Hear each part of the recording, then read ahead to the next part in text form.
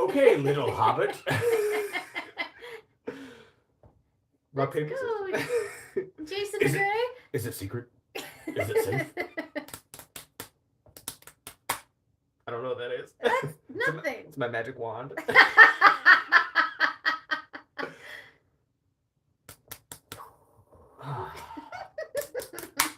Hey, welcome to Books We Never Read. Except for those we have. I'm Gandalf. I'm Nicole. I'm a hairy-toed hobbit. And today is our last reading of The Silent Patient by Alex Michaelides. Yeah, this is episode 31. So we'll be covering chapters. I couldn't tell you. Part 3, chapter 14 or something. Yeah. Is it? It's a little confusing. It's in the description. It is in the description. Part 4, chapter 3 through the end. There we are. Hey, hey, hey! That's a comment to moderate if I've ever heard one. Harry Toad Hobbit.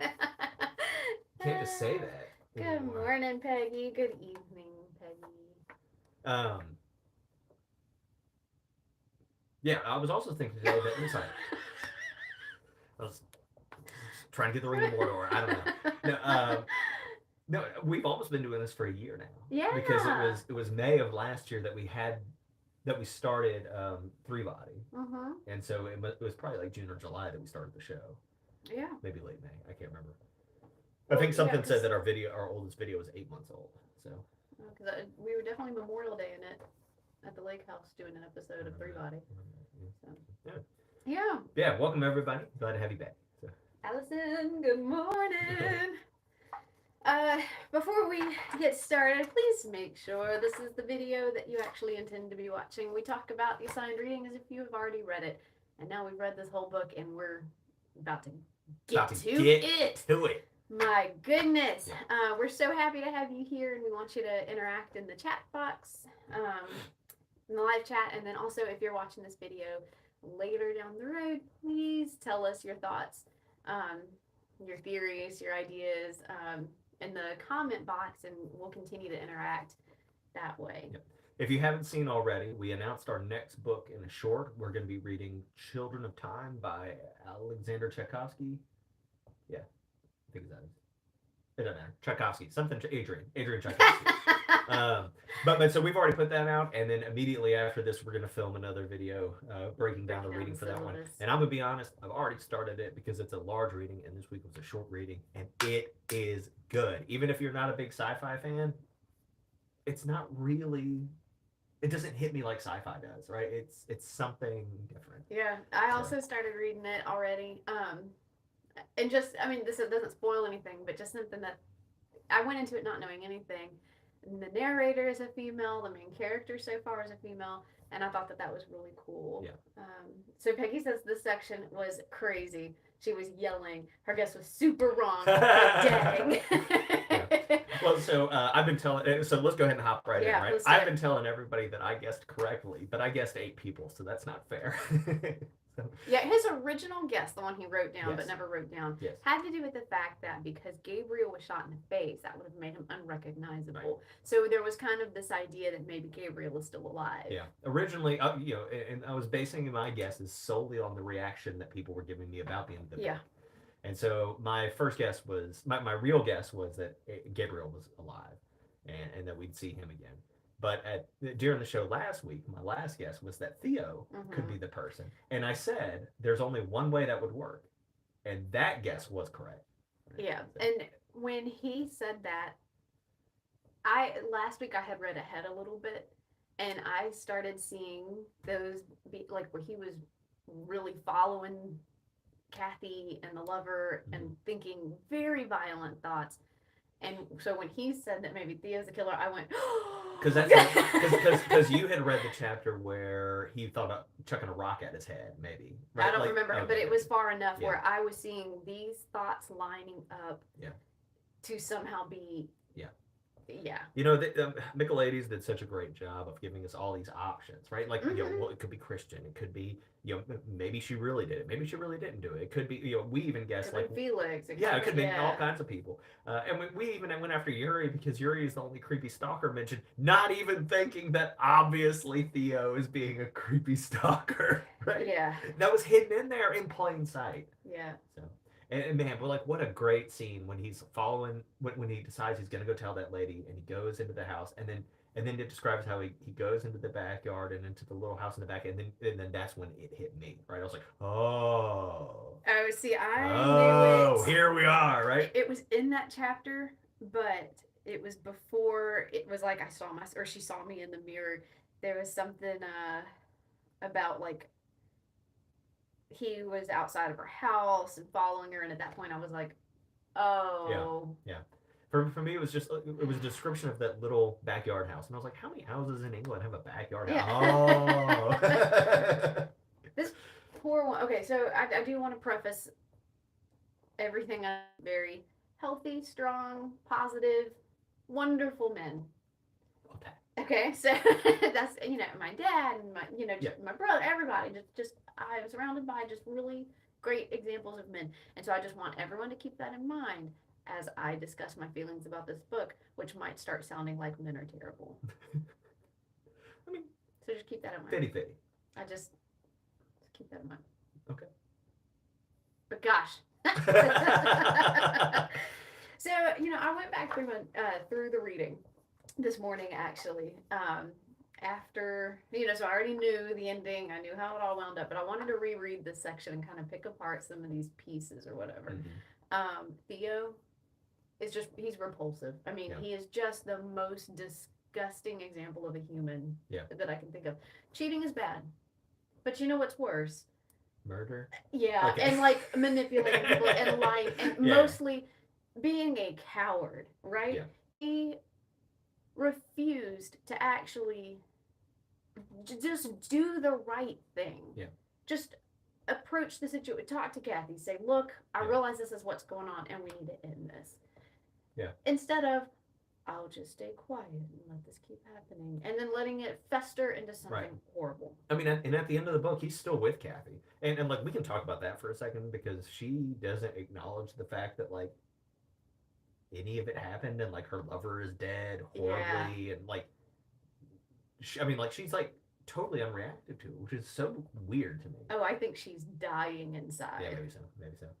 But I had a lot of criticism over the last couple weeks of Theo and just like how his whole approach to therapy was unhealthy. You know, you have to take on the feelings of these people, like all this weird stuff. Yeah.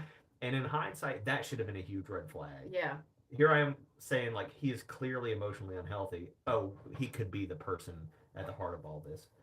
In hindsight, makes so much sense. Mhm. You know. Mm-hmm. Let's see. The fact that he's still with Kathy at the end, he made a comment in his narration that the biggest irony of all of this is that he did all this to save his relationship with Kathy, and he ended up losing her anyway. That's not the biggest irony in all of this. The biggest irony in all of this is that you think you're some kind of savior. Right. That you need to rescue, Alicia, and you're the only one who can help her see the truth. Right. No, you're a wretched human being Right. who has ruined the lives of many people because you couldn't just acknowledge a bad situation. Right. We've had this conversation before on like a couple different fronts, not on the show maybe, but it's very hard for people to tell the difference between what is good for them, and if something's good for me, it must be good for other people, right? We're not really good at altruism, and I'm not saying it doesn't happen. I'm just saying it's much rarer than we think it is. And so he can say, "Oh, I did this for her" and all that, but he really did it because it was getting rid of his own anxieties, Mm-hmm. and then he has pitched it this way Mm-hmm. because that is more acceptable than Mm-hmm. I'm going to be acting on my own feelings or whatever. He's doing all these mental gymnastics to show how he was doing all of this stuff for other people, right? If you're going to help somebody, it's usually a one-step process. Someone's drowning, I'm going to reach in and grab them. It's easy. Or someone's about to walk out in traffic, I put my arm out because there's a bus coming. Mm-hmm. That's helping somebody. But if you have to go through 30,000 steps, including stalking, manipulation, morphine injections Yeah. to help somebody. You're not. Right. You're just like Yeah. covering your tracks. Well, so this is a good place to get to Peggy's point, right? So Peggy wrote, at the beginning of the book, he told us he was effed up. True, he's pathetic and ruins many lives, but we had some warning. And she's absolutely right. He's not healthy, Yeah. and his concept of helping is not good. And he's one of those people that I complained about, right? That gets into it because they think there's something wrong with them. Like, yeah, and so maybe you should hang on for a second. You put on your own face mask before you put on someone else's. Yeah. Now we know why he was obsessed with her for 6 years. 6 years of watching his wife not love him. So yeah, I mean, absolutely, and it does explain. I think Nicole asked that last week. It's like, why is he so obsessed with this thing? Yeah. And now we know. Now we get it. Man, towards the end, when he's reflecting on everything he's done, but right before he gets caught, he just continues to try to like reclaim his innocence, his place as both victim and savior, right? Like he was helping her and he was a victim in a horrible, situation. I never thought Alicia would shoot Gabriel. I didn't know she had a history of instability. He pulled a gun on 2 people, threatened to kill them, lied and manipulated, and then pulled the trigger so that one thought the other was dead and one thought herself was dead for a minute. Forced them to say things under extreme duress, which is not real. That's not a real choice. It's not real. Yeah. And then left the gun. Yeah. Just walked away. You are not innocent. You are horrible. I didn't know she had a history of instability. Right now, every other week or so, I have to go teach this class on trauma-informed, just like interaction with people. And so the first rule that I give people is just assume people are traumatized, right? Just assume, and then you won't do a bad thing. And so like I didn't know she was traumatized. Like just assume people are traumatized. Just assume it. Over something. Yeah. Right? A weird relationship with her mom, eating disorder, dogs. I don't know, whatever. Everyone's been through stuff, and everyone has a breaking point. And this poor girl, I mean, she has been tortured her whole life and manipulated by every man that we saw her have an encounter with. Her father wishing that she had died instead of the mom. Right. Paul making her feel guilty for not being able to get him out of trouble. Right. Gabriel for cheating on her. Max for sexually assaulting her. Theo Right. Christian, for not being a real counselor in a time when she did need real help. Felix for just being one of those friends, and he didn't really do anything wrong other than just being himself, which was just not a good person, just a bad friend. Yeah. But we all kind of do have those friends who know how to kind of seek out a weakness in a person and exploit that, and it's not nice. Yeah. It's manipulative. She has just not had a single healthy relationship with a man. Yeah. And so we finally got that tie-in between like her mother's death and her dad's death, right? And it was really that the two things were tied together, right? Like it was that her father had killed her, right? Originally. That's so devastating. Yeah. So in that picture where she wasn't included in the car crash, was it that her mom wasn't in the car crash and it was really her? Oh, maybe. Oh, I had not thought that. Yeah. While we're talking about paintings, so what is up with the painting, right? Where the journal was hidden of Theo carrying her in the building on fire? Like, do we have any resolution on what, like, is he carrying her to the building, carrying her out? I guess now my kind of vote is that he's carrying her, like, to the building, and, like, this is a dumpster fire, right? Like, like this is, like, he's just like, here you go, I have ruined your life now.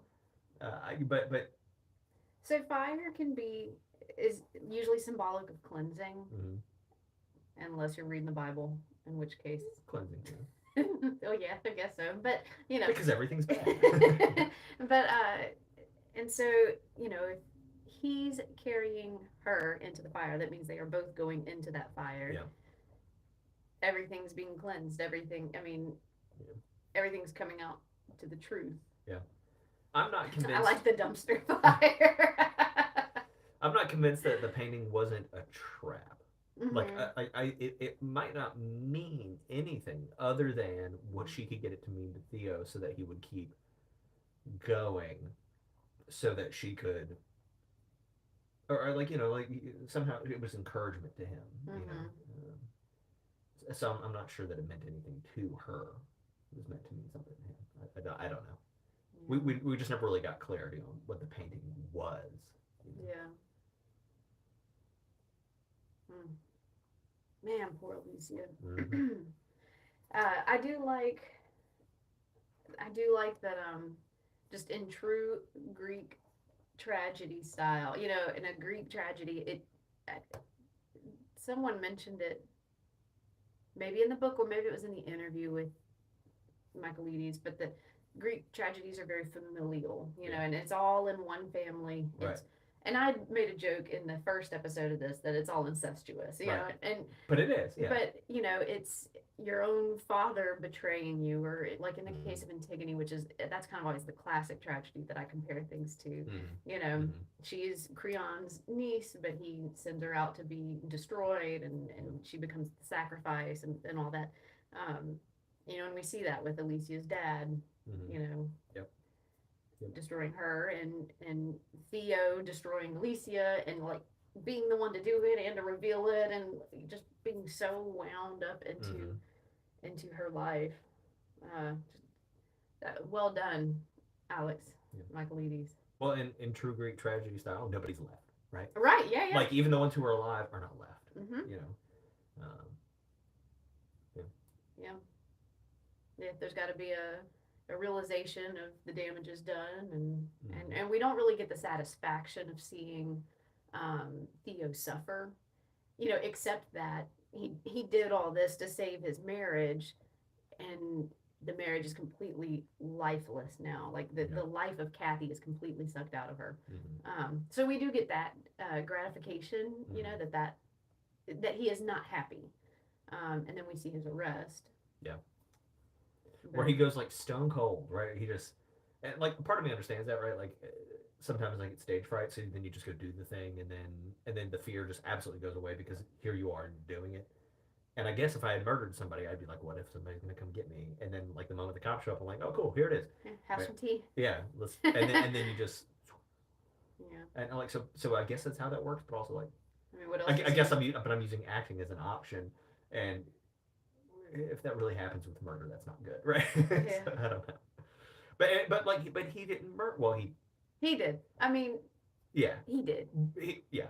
Well, he murders Alicia, even though she's not alive. That's fair.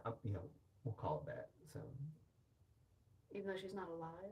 she's alive at the end. That's what you just said. Even though she's not alive. So even though she's alive, I'm gonna call it murder. But I mean, that was attempted murder. Yeah, yeah. Right. And he pulled a gun on Alicia and Gabriel. Yeah. Which is, I mean, you don't pull a gun on someone unless you're intending to kill them. Mm-hmm. He again put them in a situation where they had a choice, right? But they did. That's not a choice. Say this and I'll kill one of you over the other. That's not. Mm-hmm. He murdered. He is responsible for the murder of He's Gabriel. partially responsible. Partially. I've got to make Alicia. She has to be ultimately responsible. I don't care how messed up you are. I can't let people go for their choice, because if you say that she's not responsible, that makes her significantly more dangerous. Because if you are not responsible for the things that you do, right? So and this may be like a bad analogy, right? But like, if somebody says, well, I saw a woman wearing a bikini walking down the street, so of course you want me to assault her, like, and I can't help it, it's her fault. That means you're dangerous. That means that if people aren't wearing enough clothes, you're an animal. No, I do, right? I do, because if you say, like, if you put her in a situation that's significantly stressful enough, she just kills people, and that's not her fault. That takes her to the level of an animal and takes away her agency. And I need her to keep that agency, right? Because that's what makes her human. I'm not saying she's not responsible, but she's not as responsible as Theo is. Do you remember that show that we watched on Netflix? That it was like three episodes or something, and we accidentally watched, or 3 seasons, and we watched them out of order. Yeah, But the it was center. this, and this, detective-y guy that kind of like crosses the boundaries too Right. much and all that. But one of the seasons was about, spoiler warning, you can mute me if you've not seen it. But it, we see this girl at the beach and she Mhm. murders this guy seemingly Mhm. for no reason. But it was all There was a trauma reason. Yeah. based reactions, Yeah. I'm not saying that we wouldn't call it like justified, but I would also call you guilty. Yeah. But I mean, she for that for Alicia's actual murder that she committed, she's in the right spot. She needs help. She needs Yes. trauma Sure. therapy, Yeah. and she needs to be able to come to terms with these things that have happened to her and that she's not a victim anymore and Yeah. no one's after her. Yeah. But Theo just needs to burn. Well, and what's crazy is like I don't know what you charge him with, and so I bet he gets out of jail in like 6 years. Maybe says an accessory to murder, but I mean, Could be. if you pull a gun on someone, that's attempted murder, right? No, it is not. Why? Not here. I don't know about the rules in England, but About to. Like, what are the rules? Ah, man. We know. Yeah, we know why she stabbed Elif for writing on it. At least it had a violent streak, but it was a little funny. Yeah. Oh yeah. Ugh. Okay, Theo's just disgusting. But like the point where he tells Alicia, like, I feel like I need to care for you right now, and like in his thoughts, he wants to like hold her and kiss her. Yeah. Oh, I just hate him. I just hate him. It's assault with a deadly weapon, which means like intentional murder. No. Should be. Man, I got an issue with all of this. I have so many notes. I have 3 pages of notes. Let's keep going. It's mostly just me ranting about how terrible Theo is. So I'll say this. This is one of the notes that I have is that our last reading ended with him interrogating Christian. Like, what else did she say? And then we're like, just because we happened to stop there, we're like, ooh, yeah, Christian. What was in there about Christian? Well, it wasn't. He just wanted to make sure that he wasn't mentioned. That's what he was so concerned about. What else is in there? And like, what are the odds that, like, again, so incestuous, right? What are the odds that the murderer guy is there with like the undercover doctor guy, and they're all wrapped up in the same thing, and they hate each other anyway, so it's the perfect scapegoat. That was another element of my like poor Alicia thing was, so she goes into this home or whatever, and then here comes the doctor that just manipulated her and didn't treat her. Whoop, here comes the guy that held her hostage. Oh my gosh. Poor thing. It's just too much. It's too much. In chapter 11, couldn't tell you, part 4 maybe, part whatever, I don't know. Just again, this is just me like revisiting the book after I knew how it ended and seeing all of Theo's stupid narration. Oh, just God. We were crashing through every last boundary between therapist and patient. That boundary never existed. When we were reading that, we didn't know. That boundary was crashed through when he pulled a gun on somebody. Gosh. And she recognized him by his voice and his smell because she never saw him. Yeah. Because he had the mask on. Poor thing.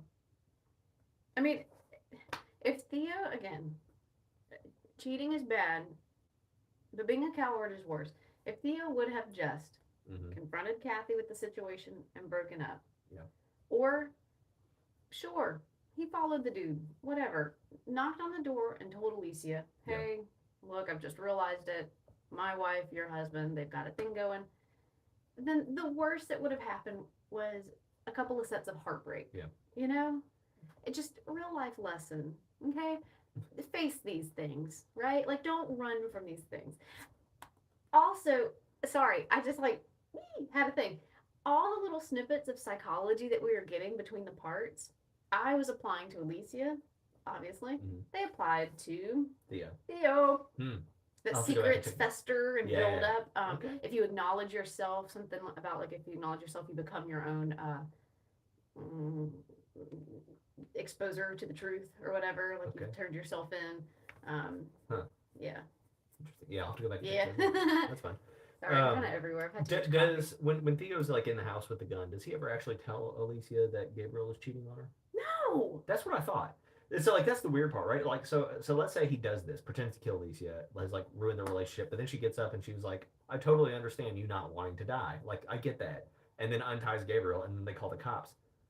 There is no reason for Gabriel to assume that that person was Kathy's husband. Right? There's no reason. So the only thing that he said was when Gabriel got there, Gabriel was like, "Whoa, who are you? Why are you here?" And he says, Yes. "I'm a husband too, and I know what pain feels like," or something like that. So maybe that would have tipped him off, right? But like the whole point of him busting up into this house was to like tell Alicia she was being cheated on. Was not. Right? No. The whole point. The whole point was, but it wasn't. Right. Oh. Right. I hate this book. I don't hate the book. I hate Theo.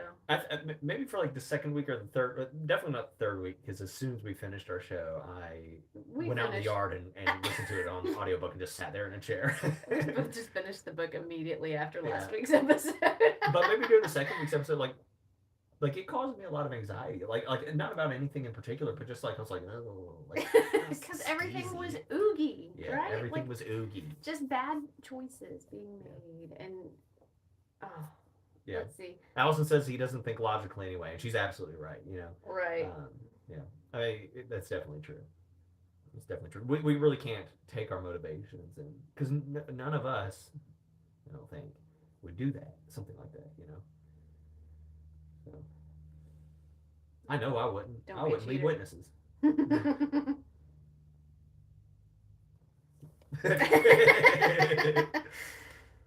Oh gosh.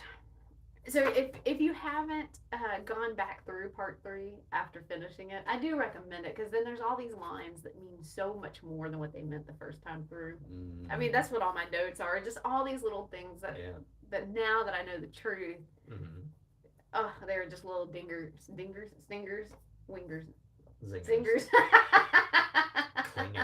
Clingers. Oh gosh. I'm sorry. Yeah. I'm very caffeinated this morning. So I'm definitely interested in knowing what you guys think about reading The Maidens, which is another book that he wrote, which is not quite a sequel. But it's in the same universe. My understanding is that they are tangentially related. Yeah. And so my guess is that maybe there's a crossover character that is like one of the friends or something, like Felix or something, maybe. But I think it would have more to do with the group home. Oh, okay, maybe so. Yeah. They said they were going to close it down. Oh, and then start it over. And we want you to come and run it. And he's like, wow, things really turned up for me. Yeah. Like when she says to him, that's not what I want from you. Yeah. Yeah. Yep. Oh, good one, Peggy. Man. So yeah, do y'all want to read The Maidens? We'll put it on the list. I'm definitely down to put it on the list, right? Yeah. And I'll say this again, and I feel bad about it, but like I really judged this book before I started it. Like it didn't sound interesting, and I was wrong. It's really good, and it's a quick read. Oh yeah. I think Greg told us that he read it in like a day or two, and that is probably a more appropriate time scale. Oh, of course, but it's fun to pick it apart. It is fun to pick it apart. I had so much fun just making wild random guesses and all the red herrings and if we could read it all in one sitting, but your brain doesn't get to play. Right. You know, you're just like cramming it full of information, then moving on. Oh, I'm sorry. It's okay. No. And since we started the show, I've gotten really good at like finding time to read and like building it into my schedule and making sure that I can get it done. And I recognize that not everybody has that, and so I can usually finish the readings very quickly. But every once in a while we hit a struggle. Allison says she wants to read the second book. Peggy says, I had a thought while I was reading the holy moly part that this time loop thing was very much like what they mentioned in Childhood's End. Oh, okay. Yeah. Yeah. Where like the past informs the future, or the future informs the past. Yeah, for sure. I'm a sucker for like playing with time. I really enjoy shows that have time travel and things like that. And even though this was sort of like a bait and switch, right? Right. It was the unreliable narrator telling us the story in the wrong order. Right. But I like that connection. Yeah. Peggy. Well, and Nicole guessed that on like the first week. She was like, I have a feeling that we have an unreliable narrator in this. And Yeah. you said that. Oh yeah. Well, he told us he was at the beginning. Oh, I'm so mad at him. So that's another problem, right? Like you need know thyself, right? Don't become a therapist if you can't handle your business. It's fine to have issues. It's fine to need therapy yourself. Everyone should probably be No one knows themselves. in a little bit. Yes, yes, some of us do know ourselves. I know I would not be a good counselor because I would get very wrapped up in other people's emotions. I would feel way too much for them and I wouldn't be able to like make that boundary. Yeah. So I'm not a counselor. You're welcome. Yeah, it just it's people lie to themselves, right? Like we are built to lie. We tell ourselves a good story. We don't like to change. We don't like to work on ourselves. I mean, there's a lot of issues there. So I don't know. Is what it is. Mm. Fantastic book. Wowie. Great Yeah, reading. it was really good, Mr. Michaelides. If you're watching, thank you for your service, sir. Gosh. Now, and there was an interview with him at the end of the book, right? Yeah. I didn't listen to it. At the end of the I think you audio bought book, it in the yeah. And it talked about how when he was younger, he did work in like a group home like that. And so that's how he kind of had some understanding of how things work in that system. Yeah. He also talked about some of his favorite authors were like Agatha Christie. Have you ever read anything by Agatha Christie? I don't know. We should add something from Agatha Christie to the list if anyone has any recommendations. Yeah. I mean, there's like the classics, right? Like, and then there were none, and then the train one. I don't know, Orient Express or something. But yeah, that might be fun. I mean, she's a classic. Yeah. No, I don't disagree. Yeah. So yeah, he talked about that. He talked about how let's see, some people label this as, is it like a psychological thriller or something like that? Sure. He does not see it that way. Mm-hmm. He just saw it as kind of like a whodunit, you Yeah. know, and that's how he built it. Also, Alex Michaelides usually writes screenplays. That's his normal gig as a writer. But he specifically worked on this to not ever be a screenplay. Really? To not ever be put to film. And that gave him an opportunity to do things that you can only do in books. Yeah. You know? And so I thought that was really interesting. And, you know, some things you read and you're like, this is totally going to be a movie. And you can tell it was written to be a movie. You know, like, but this felt perfect the way it was, you know? Yeah. So that was really cool. I think it's probably really common now for authors to write as if it was going to be a movie because they expect, you know, they hope it will. Well, you know, you dress. That's where the big money dress comes. for the career you want, yeah, right? Yeah. It's the same thing. So you write a screenplay in a book, Yeah. But yeah, the interview was really, really cool. So, you know, I don't know if people ever do that. You know, if you ever look up like YouTube interviews or anything with the authors that you like, sometimes it's really fun to kind of learn a little bit about them and see where they get their inspiration from, because that can also be recommendations for future books for you to read. Yeah. So. One of my favorite authors is Brandon Sanderson, and he has this whole like he has this whole like lecture series on YouTube where he like teaches people how to write. It's really cool. Nice. Yeah. Oh, what a great way to give back. Yeah. Do you have anything else on the book? Not really. I had a blast. The painting thing is still like that's kind of my hang up, right? Like that's the last mystery to me, you know. Well, and to just talking about the paintings in general, so the fire painting. Yep. You know, Theo finally saw the shadowed man in the Alcestis. There you go. I couldn't remember the name of it. And what about the painting of her aunt? You know, like what's up with that? But she was just painting what she like saw people as. Yeah. You know? Yeah, her artwork ended up being a really interesting piece of the book. Yeah.